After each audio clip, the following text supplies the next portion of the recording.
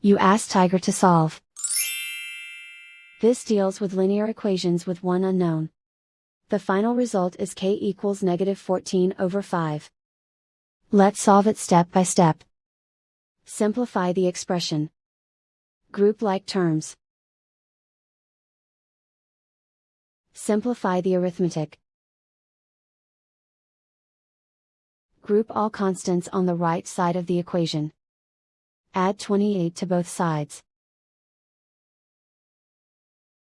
Simplify the arithmetic.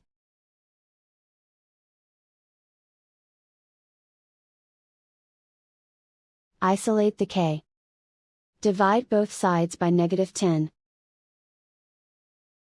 Cancel out the negatives. Simplify the fraction. Move the negative sign from the denominator to the numerator. Find the greatest common factor of the numerator and denominator.